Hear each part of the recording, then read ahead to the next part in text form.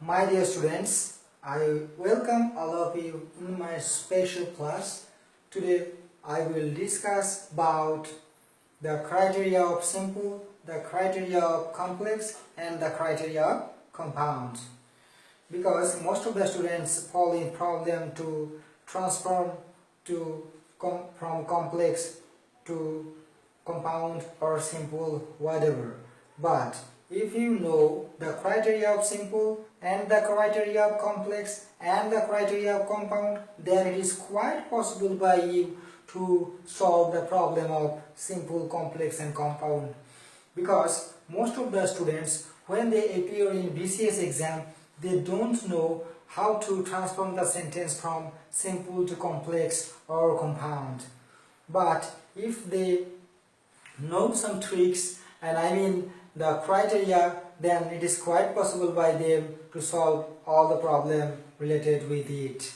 Because when you are going to appear in the BCS exam, you have to face 35 marks of English. So if you are not good at English, then it is quite impossible by you to enlist your name on the result sheet of PSC, because you have to cover minimum 25 marks within 35 in English if you want to enlist your roll number in the result sheet of PSC. So let's see. Today I am going to make you clear about simple, complex and compound also. So what here you are seeing, in simple sentence only one finite verb. That means in the simple sentence only one finite verb will consist or will belongs.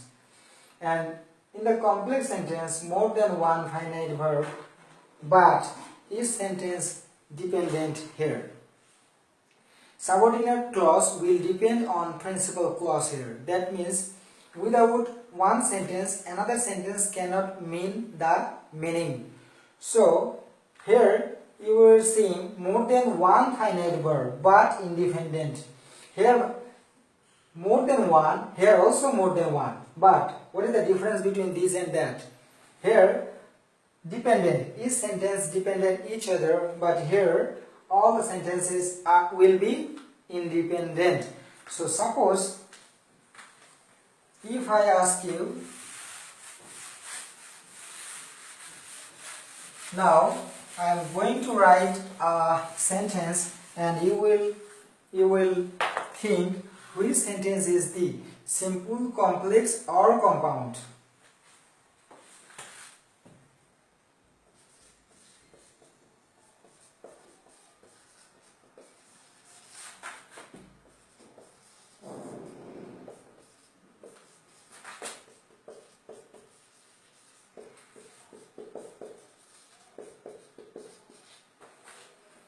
Not knowing what to do in that situation, the old man, the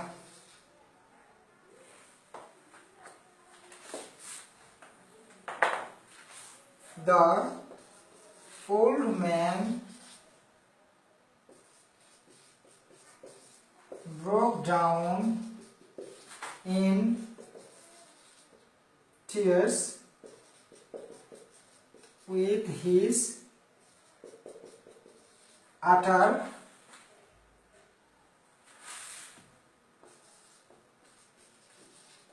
dismay. So this is a sentence. So you have to identify whose sentence is this. This is simple, complex or compound. So you have to think about finite verb. If there is only one finite verb, so this sentence will be simple sentence. If more than one, then this sentence will be complex or compound. If each sentence are dependent each other, then this sentence will be complex sentence. And if all the sentences are independent, then this sentence will be compound sentence. So let's see here. This is verb, but is this finite verb? Tell me. No, this is not finite verb, because here addition of ing, but there is no am, is, are, was, were before the verb. That's why this verb are non-finite verb. Here also. This is also verb. But is this finite verb? No, this is not finite verb because there is to before the verb. I told you in my last class, if you add to before the verb, then this verb will be non-finite verb. And on the other hand, if you add ing with the verb, then this verb will be non-finite verb. So this is not finite verb also. This is non-finite verb and this is also non-finite verb. So this is not verb. Here old man broke down.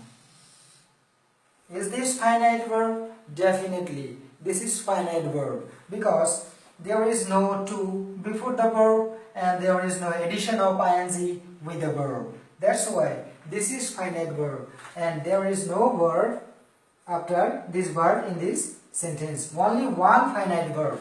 So this sentence is simple sentence. But when I was writing, most of the students who are sitting in front of me, they're thinking about this is complex or compound because this is big sentence. So a big sentence can be a simple sentence. Forget it. Just when I show an example of simple sentence, I am a student, he goes to school, or I want to go to market. No, a big sentence can be a simple sentence. You have to identify the sentence by seeing the finite verb and the non-finite verb also. If there is only one finite verb, this sentence will be simple sentence. If more than one and dependent, this sentence will be complex. And more than one but independent, this sentence will be compound.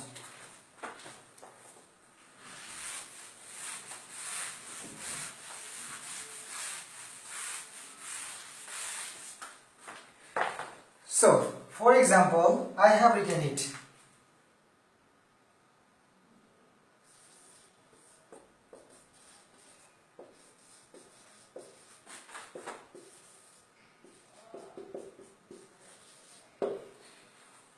If you come, I will go. So, if you say only this sentence, it cannot mean the total meaning of the sentence without this sentence. That's why if this sentence want to mean a meaning, then it need to get it. Without this sentence, it cannot mean a full meaning. Here, if I don't say if you come, then what will I do? I will come, or I will eat, or I will call you, or something like that. So without this sentence cannot mean. That's why here, how many finite verbs? Let's see. Here, is this finite verb? Yes, definitely. This is finite verb because there is no to before the verb and there is no addition of ing with the verb. And here also go. Is this finite verb? Definitely. This is finite verb because there is no to before the verb and there is no addition of ing with the verb. That's why we can say this sentence is complex sentence because this sentence depends on this sentence. So that's why we can say this sentence is complex sentence. Now I am going to show you a compound sentence also. Both will be independent.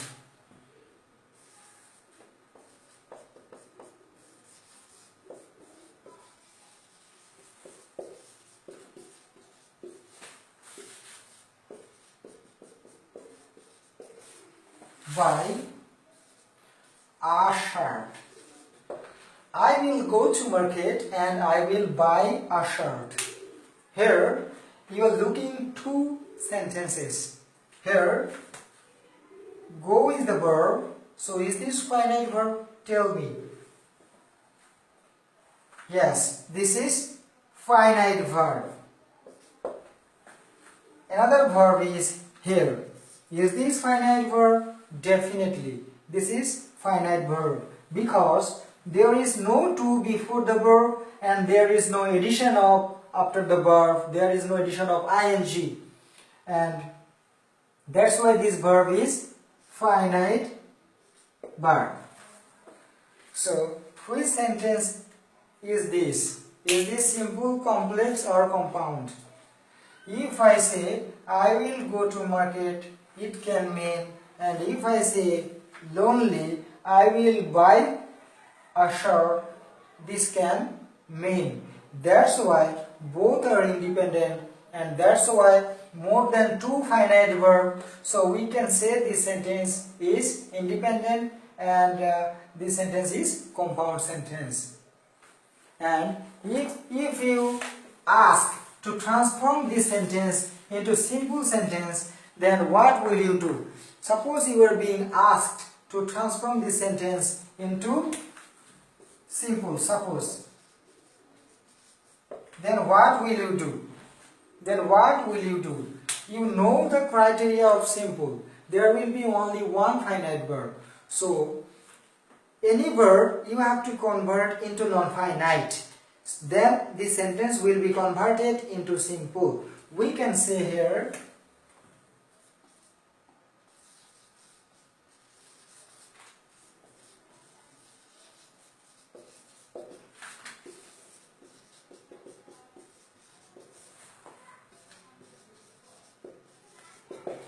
going to market, I will buy a shirt.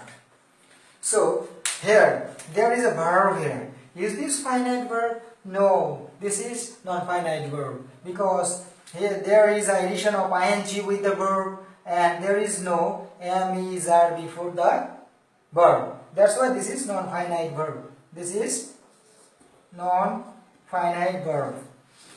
And another verb is here, buy. So this is finite verb, because there is no addition of ing and there is no to before the verb. That's why this is finite verb. So we can say this sentence is simple sentence. So we have converted from complex to simple by implementing the identification of finite verb.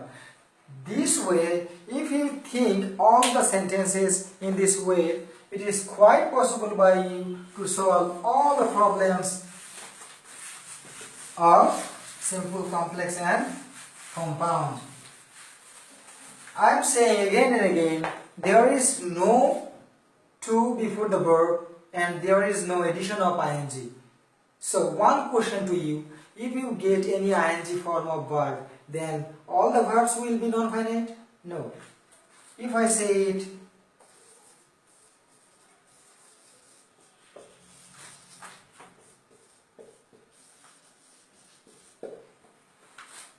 is this verb is finite or non-finite? Tell me.